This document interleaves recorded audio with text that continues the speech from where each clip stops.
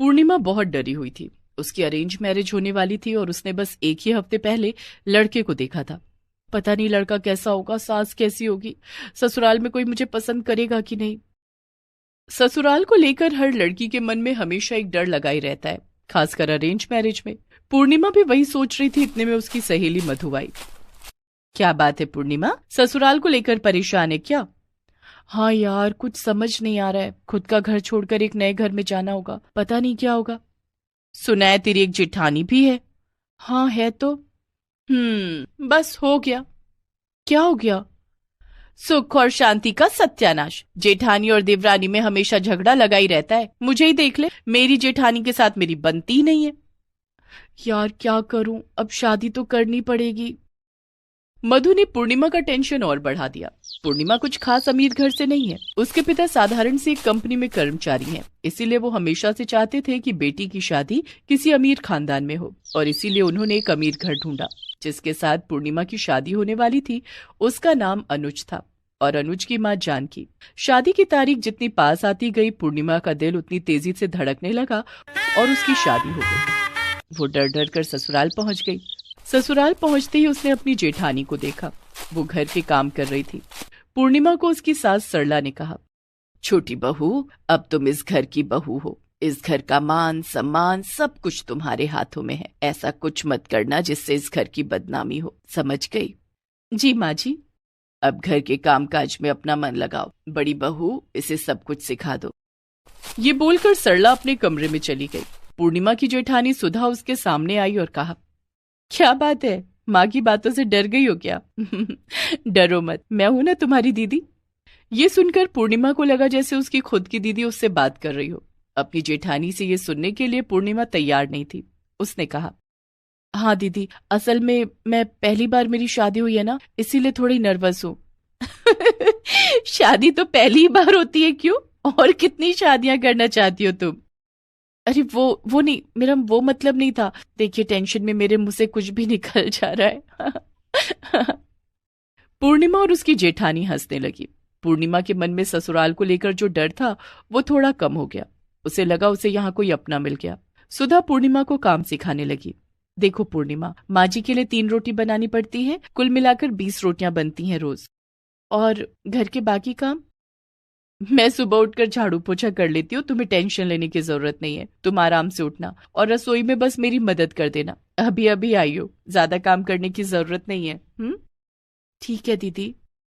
पूर्णिमा बहुत खुश हो गई। ऐसी जेठानी के साथ रहना हर किसी के नसीब में नहीं होता है। अगले दिन वो सुबह के 7 बजे नींद से उठी। कमरे से बाहर आने के बाद देखा उसकी जेठानी सुधा बर्तन साफ कर रही है। दीदी, मैं कुछ मदद कर दूं? नहीं नहीं, सारा काम कर लिया मैंने। अब सब लोग उठ जाएंगे, तुम बस चाय चढ़ा दो। पूर्णिमा चाय बनाने लगी। उसकी सास सरला नींद से उठकर रसोई में आई। छोटी बहू, कब उठी हो नींद से? यहाँ बहुओं को 5 बजे उठना पड़ता है, पता है ना? पूर्णिमा कुछ बोलने जा ही रही थी कि सुधा ने रोक लिया। सुधा ने सरला से कहा, माँ जी, आप फालतू में उसे डांट रही हैं। वो बेचारी तो 4:30 बजे उठ गई थी, मुझसे भी पहले। हम दोनों ने मिलकर सारा काम कर लिया। अच्छा, ऐसा क्या? तब ठीक है। माँ जी, आप हाथ मुंह धो लीजिए, मैं चाय लाती हूँ। सरला चली गई। पूर्णिमा ने सुधा से कहा, दीदी, आपने मुझे बचाने के लिए झूठ क्यों कहा? अरे बहन, ये लोग पुराने जमाने के हैं, लेकिन हम दोनों तो नए जमाने के हैं ना, इसीलिए हमें एक दूसरे की मदद करनी पड़ेगी, नहीं तो फालतू में डांट खानी पड़ेगी। लेकिन माँ कहती थी कि झूठ बोलने से पाप लगता है। आपको पाप लग गया तो? अपनी बहन को डांट से बचाने के लिए अगर झूठ बोला जाए तो उससे पाप नहीं लगता पगली। आ जा, गले लग जा। सुधा ने पूर्णिमा को गले लगा लिया। पूर्णिमा की आंखों से खुशी के आंसू बहने लगे। आप कितनी अच्छी हो दीदी। तू भी अच्छी है बहन। सुन, तुझे सिलाई आती है क्या? नहीं तो क्यों? मैं सिलाई करती हूँ माँ जी से छुप छुप कर। कुछ पैसे आ जाते हैं हर महीने। आज दोपहर को मेरे कमरे में आ जाना। माँ जी सोई रहेंगी, मैं तुझे सिलाई सिखा दूंगी। तू भी कुछ पैसे कमा सकेगी। ठीक है दीदी। पूर्णिमा सभी को चाय पिलाने लगी। जेठानी और देवरानी ने मिलकर नाश्ता बना लिया। सब लोग खाना खाकर खुश हो गए। पूर्णिमा के पति अनुज ने कहा, वाह पूर्णिमा, तुम तो बहुत अच्छा चाय बनाती हो। हाँ हाँ, सब कुछ अपने हाथों से बनाया है पूर्णिमा ने। सुधा का पति अनिमेष बोला, वाह पूर्णिमा, माँ अच्छी लड़की पसंद किया है आपने। मैं अच्छी लड़की ही पसंद करती हूँ। बड़ी बहू अच्छी है और छोटी बहू भी, ये दोनों इस घर की शान है, शान। ये सुनकर सुधा और पूर्णिमा दोनों बहुत खुश हो गई। दोपहर को पूर्णिमा सुधा के कमरे में गई और सुधा से सिलाई सीखने लगी। कुछ ही दिनों में वो सिलाई में माहिर हो गई और वो भी पैसे कमाने लगी। लेकिन एक दिन सरला ने दोनों को सिलाई करते हुए देख लिया और बड़ा हंगामा खड़ा कर दिया। तुम लोग सिलाई करके पैसे कमाती हो हैं? इस घर की बहू होकर तुम दोनों ये सब करते हो? शर्म नहीं आती? आज लौटने दो मेरे दोनों बेटों को, दिखाती हूँ। सुधा और पूर्णिमा दोनों डर गई। अनुज और अनिमेश एक ही कंपनी में काम करते थे। उसी दिन कंपनी बंद हो गई और दोनों की नौकरी चली गई। दुखी होकर दोनों पैदल घर लौट रहे थे और रास्ते में अनुज का एक्सीडेंट हो गया। उसे अस्पताल में भर्ती करना पड़ा। सरला, सुधा और पूर्णिमा अस्पताल गई। अब क्या होगा मेरा बेटा? माँ, दोनों की नौकरी चली गई है और ऊपर से ये अस्पताल का खर्चा। घर कैसे चलेगा, कुछ भी समझ में नहीं आ रहा। तभी सुधा ने कहा, आप चिंता मत कीजिए, सिलाई का काम करके मैंने कुछ पैसे जमा किए हैं, उससे अस्पताल का खर्चा हो जाएगा और हम दोनों सिलाई का काम करके घर भी चला लेंगे। अरे सुधा, भगवान का शुक्र है कि तुम सिलाई करती थी और पूर्णिमा को भी सिखा दिया, वरना आज क्या होता। बहू के काम के बारे में तुझे पता था बेटा? हाँ माँ, इसमें गलत क्या है? आजकल लड़का लड़की दोनों को काम करना चाहिए। देखिए ना, अभी कैसे सुधा और पूर्णिमा की कमाई हमारे काम आ गई। ठीक कहा बेटा, मैं ही गलत थी। बहू तुम दोनों काम करो, मुझे भी सिखा देना, मैं भी करूंगी। कुछ ही दिनों में अनुज ठीक हो गया। जेठानी, देवरानी और सास तीनों अच्छे दोस्त बन गए और एक साथ काम करने लगे। पूर्णिमा का डर बिल्कुल खत्म हो गया। जेठानी उसकी दीदी बन गई और सासू माँ सिर्फ माँ बन गई। इसी तरह वो सब खुशी खुशी जिंदगी बिताने लगे। आज सिंघानिया परिवार में शादी है, लेकिन सिंघानिया परिवार की बड़ी बेटी अनीता के साथ धोखा हुआ है। आज शादी उसकी बहन अनामिका की है, लेकिन अनीता की आंखों में आंसू है। वो सुबह से अपने कमरे में बैठकर रो रही है। मेरे साथ ऐसा क्यों हुआ? हमेशा मेरे साथ ही ऐसा क्यों होता है? शादी का लहंगा तो मेरे लिए खरीदा गया था, लेकिन शादी मेरी नहीं अनामिका की क्यों हो रही है? अनीता रोती रही। उसकी माँ अर्चना उसके पास आकर बोली, बेटी अब क्या कर सकते हैं, जिसके नसीब में जो लिखा है वही तो होगा। ये शादी तेरे नसीब में नहीं लिखी थी। लेकिन क्यों माँ? मैं काली हुई इसीलिए? काली होने की वजह से बचपन से मेरे साथ ज्यादती हुई है। तभी वहाँ अनामिका और उनके पिता अमित सिंघानिया आ गए। हाँ हाँ, तू काली है इसीलिए तुझे कोई पसंद नहीं करता है। इसीलिए तो तेरे बॉयफ्रेंड ने तेरी बहन को शादी के लिए चुना है। अब रोने से क्या फायदा? ये सुनकर अनीता और जोर जोर से रोने लगी। उसकी माँ अर्चना ने कहा, चुप रहिए आप दोनों, दया करके चुप रहिए। दुखी है मेरी अनीता, उसे और दुख तो मत दीजिए। क्यों ना दूं? काली होने का खामियाजा उसे भुगतना ही होगा। कोयले से भी काला है इसका रंग। पिछले जन्म में किसी कोयले के खान में काम करने वाले मजदूर के घर पैदा हुई थी शायद। अनीता के साथ ऐसा बर्ताव आज से नहीं हो रहा है, ये तो उसके जन्म के बाद से ही शुरू हो गया था। अनीता और अनामिका दोनों जुड़वा बहन हैं। जुड़वा बेटी पाकर अर्चना तो बहुत खुश हुई थी, लेकिन एक गोरी और एक काली बेटी को देखकर अमित जी बहुत गुस्सा हो गए थे। ये क्या किया तूने अर्चना? ये किस अफ्रीकन लड़की को जन्म दिया है? ये तो अंधेरे से भी ज्यादा काली है। मैंने जानबूझकर तो कुछ नहीं किया है जी, और गोरी हो या काली उससे क्या फर्क पड़ता है? मुझे फर्क पड़ता है। इस शहर में मेरा एक सम्मान है। मेरी काली बेटी नहीं हो सकती। आज से ये मेरी बेटी नहीं है। अमित जी ने अनीता को बेटी मानने से ही इनकार कर दिया, लेकिन माँ का दिल तो दोनों बेटियों के लिए बराबर धड़कता है। अनीता को सिर्फ अपनी माँ से थोड़ा बहुत प्यार मिलने लगा और उधर अनामिका उसके पिता की अच्छी बेटी बन गई। अमित जी उससे कहने लगे, बेटी तू ही मेरी असली बेटी है। देखना, मैं धूमधाम से तेरी शादी कराऊंगा। तेरे लिए शहर का सबसे महंगा लहंगा खरीदूंगा। ठीक है पापा, मुझे सबसे अच्छा लहंगा ही चाहिए। पापा, और मेरे लिए? तेरे लिए अपनी शक्ल देखी भी है, तुझसे शादी ही कौन करेगा?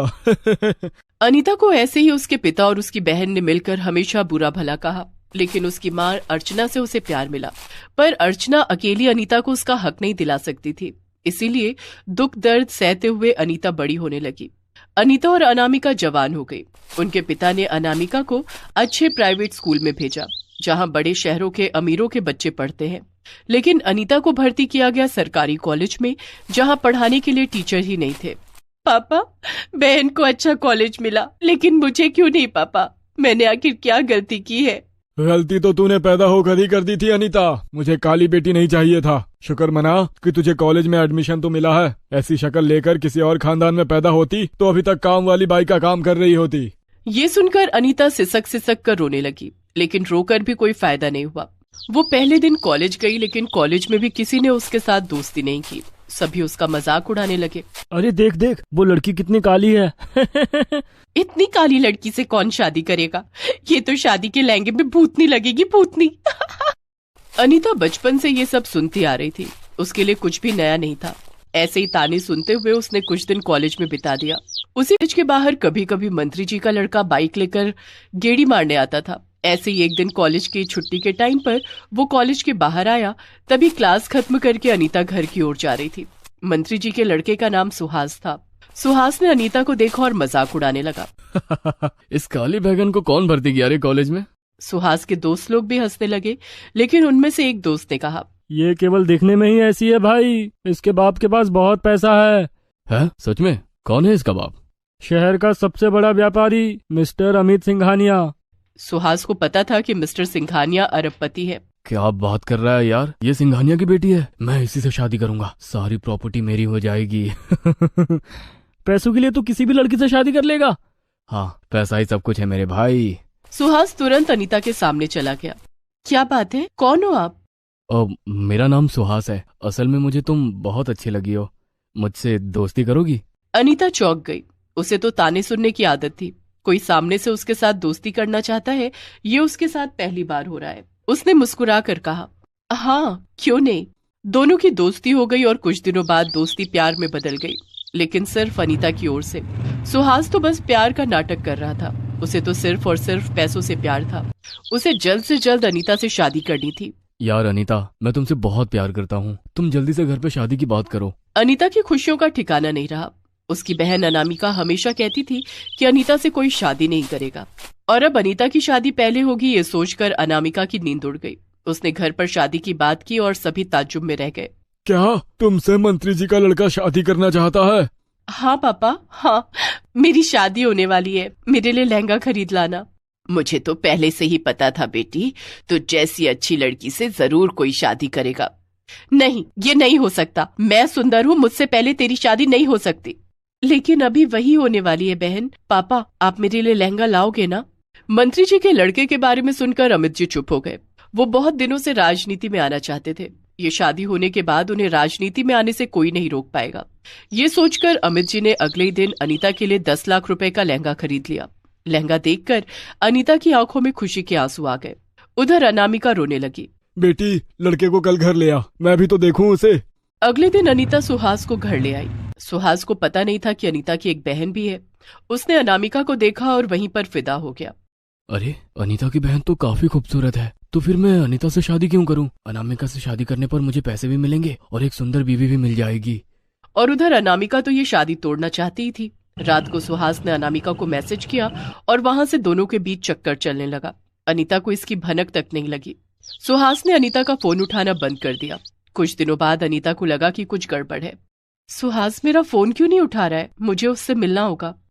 अनीता सुहास से मिलने के लिए कॉलेज गई, लेकिन सुहास कॉलेज के बाहर नहीं था। उसे ढूंढते हुए अनीता पार्क के सामने गई और देखा सुहास उसकी बहन अनामिका के साथ पार्क में बैठी है। सुहास, तुम यहाँ मेरी बहन के साथ क्या कर रहे हो?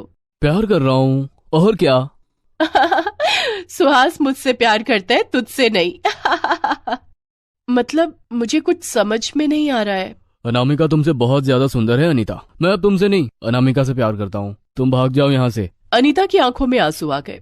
उसकी बहन अनामिका ने हमेशा उससे सब कुछ छीना है। आज भी वही हो रहा है। अनामिका और सुहास ने अमित जी को शादी के बारे में कहा तो वो मान गए और अनीता के लिए खरीदा हुआ लहंगा उन्होंने अनामिका को दे दिया। और शादी वाले दिन अनीता फूट फूट कर रोती रही। अनामिका ने कहा, आज के दिन रो रो कर मेरी शादी खराब मत कर, भाग जा यहाँ से। मेरी शादी के दिन मैं तेरा मनहूस चेहरा नहीं देखना चाहती हूँ। अनीता भी सुहास और अनामिका की शादी नहीं देख सकती थी। वो घर से भाग गई और एक जंगल में चली गई और वो एक पेड़ के नीचे बैठकर सिसक सिसक कर रोने लगी। मैंने आखिर क्या बिगाड़ा था? मैं काली हूँ, यही मेरी गलती है क्या? हे भगवान, मुझे उठा लो, मुझे उठा लो। उसी पेड़ पर एक जादुई पंछी बैठी हुई थी। उसने अनीता को रोते हुए देखा और कहा, तुम क्यों रो रही हो? तुम इतनी सुंदर तो हो। सुंदर, मैं काली हूँ, मुझसे कोई प्यार नहीं करता, मुझे भगवान के पास जाना है, मैं और नहीं जीना चाहती हूँ। ऐसा मत कहो, ये जीवन बहुत सुंदर है। तुम गोरी बनना चाहती हो ना? ये लो, इस लहंगे को पहनते ही तुम बहुत खूबसूरत बन जाओगी। पंछी ने अनीता को एक लहंगा दिया। अनीता ने लहंगा पहना और तुरंत वो बहुत गोरी और खूबसूरत हो गई। उसकी खुशियों का ठिकाना नहीं रहा। अरे वाह, मुझे तो विश्वास ही नहीं हो रहा कि ये मैं हूँ। मैं अभी घर लौटती हूँ। अनामिका फेरे लेने ही वाली थी कि तभी अनीता वहां पहुंच गई। अनीता, तू इतनी गोरी कैसे हो गई? और तेरे पास इतना सुंदर ब्राइडल लहंगा कहाँ से आया? भगवान की देन है बहन, तू शादी कर। मुझे शादी नहीं करनी। अनीता अब अनामिका से भी ज्यादा खूबसूरत है। मैं अनीता से शादी करना चाहता हूँ। वो नहीं हो सकता सुहास, मैं कोई खिलौना नहीं हूँ। अनीता सुहास को ठुकराकर अपने कमरे में चली गई।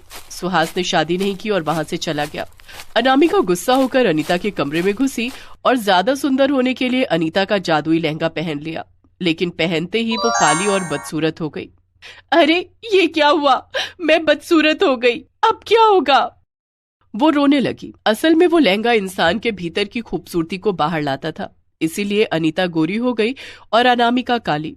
अब अनीता को सब कुछ मिलने लगा जो उसे चाहिए था और अनामिका को अपनी गलतियों का एहसास होने लगा। इसी तरह अनीता खुशी खुशी जिंदगी बिताने लगी। राजसमंद नामक एक गांव में जगमोहन अपनी पत्नी सोमा और बेटी गुड्डी के साथ रहता था। जगमोहन के पास जमीन तो थी, लेकिन साधन ना के बराबर थे। कुछ समय पहले उसके पास बैल थे, लेकिन घर के हालात बिगड़ने के कारण उसने उन्हें बेच दिया। उनकी हालत बहुत ही दयनीय स्थिति में थी। घर के हालात देख उसकी पत्नी सोमा ने उससे कहा, मेरी बात मान लीजिए जी, मुझे ठाकुर के यहाँ काम करने दीजिए। साफ सफाई और घर के काम ही तो करने हैं। क्या फर्क पड़ जाएगा अगर मैं वहां जाकर काम कर दूं? कम से कम घर के राशन पानी का तो खर्चा निकल ही जाएगा। ऐसी बात मत किया कर रेनू की माँ, तेरी बातें मेरे दिल को छलनी कर देती हैं। ये मेरे लिए मर मिटने जैसा हो जाता है। सोमा, तुम जानती नहीं हो उस ठाकुर की नीयत कितनी गंदी है। वो अपने घर पर काम करने वाली हर औरत पर बुरी नजर रखता है और मैं नहीं चाहता कि वहां जाकर तुम भी उसकी गंदी नजर का शिकार बनो। ना, मुझसे तो नहीं देखा जाएगा और मैं तो गांव में किसी को अपना मुंह भी नहीं दिखा पाऊंगा। नहीं, तू वहां काम करने नहीं जाएगी बस। जगमोहन दिन भर इसी चिंता में रहता था कि वो अपनी पत्नी और बच्ची को ढंग का खाना और कपड़े तक भी नहीं दे पा रहा था। वो फटे पुराने कपड़े पहनकर ही गुजारा चला रहे थे। जगमोहन जब भी गांव में किसी से मदद मांगने जाता कि हल और बैल दे दो या ट्रैक्टर उसके खेतों में चला दो, तो सभी उसे मना कर देते। एक दिन अपने खेतों को फावड़े से खोदते खोदते वो अधमरा सा हो गया। उसकी सूखी जमीन पर फावड़ा भी नहीं चल रहा था, लेकिन वो लगातार फावड़ा चलाए जा रहा था। उसकी आंखों के सामने बार बार अपने परिवार का चेहरा आ रहा था। उधर गांव का ठाकुर गीदड़ की तरह नजरें गड़ाए बैठा था कि कब जगमोहन मदद के लिए उसके पास आए और वो उसकी जमीन हथिया ले। वो जब भी जगमोहन से मिलता था तो उसे एक ही बात कहता था, जगमोहन, रे तुझे कितनी बार कहा है अपनी जमीन मुझे दे दे, मैं तुझे उसके अच्छे दाम दे दूंगा। नहीं साहब, पैसे तो एक दिन खत्म हो जाएंगे, लेकिन जमीन ये मेरे पूर्वजों की निशानी है, भला इन्हें मैं कैसे बेच सकता हूँ। ये कहकर जगमोहन चला जाता है। ऐसे ही कुछ दिन बीत जाते हैं। एक रोज सोमा उससे कहती है, सुनिए जी, घर में आटा नहीं बचा है और ना अचार सब्जी कुछ भी खाने को नहीं है। अब हम क्या खाएंगे जी? सोमा, तू रेनू के लिए कुछ देख, है तो हम तो भूखे भी सो जाएंगे। लेकिन आपने भी तो सुबह से कुछ नहीं खाया जी, आपको भी तो भूख लगी होगी ना। भूख तो लगी है सोमा, लेकिन मेरी जेब में पैसे नहीं है कि मैं बाजार जाकर आटा खरीद सकूं, और खेत पूरी तरह बंजर है, उसमें घास तक का एक अंश नहीं होता है। अपने पति की लाचारी देख सोमा को उस पर दया आती है। फिर उसका ध्यान अपने पति की बात पर जाता है और वो आंगन में लगी घास को देखती है। फिर उसे तोड़कर लाती है और उसे पतीले में उबाल लेती है। फिर सिलबट्टे पर पीसकर उसका पेस्ट बना लेती है और उसमें नमक, मिर्च, हल्दी, अजवाइन मिलाकर उसे तवे पर डाल देती है। फिर उसकी गोल सी रोटी बनाकर तैयार कर लेती है। ये ले रेनू, मेरी बच्ची, अपनी माँ को माफ करना। घास की रोटी बनाने के अलावा मेरे पास और कोई चारा नहीं था। तो क्या हुआ माँ? मास्टर जी कहते हैं हमारे महाराणा प्रताप भी जब जंगल में रहे थे तो उन्होंने भी यही हरे घास की रोटियां खाई थी, तो फिर हम क्यों नहीं खा सकते? बिल्कुल सच कहा मेरी बच्ची। फिर जैसे ही रेनू और जगमोहन उसे अपने मुंह में डालते हैं तो उसे खाकर कहते हैं, वाह माँ, ये तो बड़ा ही स्वादिष्ट है। हाँ सुमा, ये तो लाजवाब है। की आंखों से आंसू बहने लगते हैं। मैं जानती हूँ ये इतनी अच्छी नहीं है, आप दोनों बस मेरा मन रखने के लिए कह रहे हैं। फिर उन तीनों की आंखों से आंसू बहने लगते हैं। तभी दरवाजे पर कोई आदमी आता है। जी, ये जगमोहन जी का घर है। जी हाँ। तभी जगमोहन आता है। क्या बात है भाई साहब? दरअसल मैं लॉटरी विभाग से आया हूँ। कुछ महीने पहले जो आपने लॉटरी खरीदी थी उसका आज रिजल्ट आया है और आपने इस लॉटरी को जीत लिया है, जिसका इनाम पूरे 25 लाख रुपए है। 25 लाख रुपए? और साथ में ये, हाँ जी, और साथ में ये आज का खाना हमारी कंपनी की तरफ से आपके लिए। ये सुनकर जगमोहन, सोमा और रेनू सब बहुत ही खुश होते हैं। अब उनके दिन बदल जाते हैं। जगमोहन ट्रैक्टर बुलवाकर अपने खेतों पर चलवाता है, जिससे उसकी बंजर भूमि में जान आ जाती है और उसमें फसल उगाती है। साथ ही वो अपने लिए पक्का घर भी बनवा लेता है और अब शहरों से नई नई खाद लाकर अपने खेतों पर डालता है, जिससे उसकी फसल अच्छे से तैयार हो जाती है और वो उससे भी काफी पैसे कमाने लगता है। देखते ही देखते अब वो उस गांव का सबसे अमीर आदमी बन जाता है। अब वो अपने परिवार की हर इच्छा पूरी करता है और खुशी खुशी उनके साथ रहने लगता है।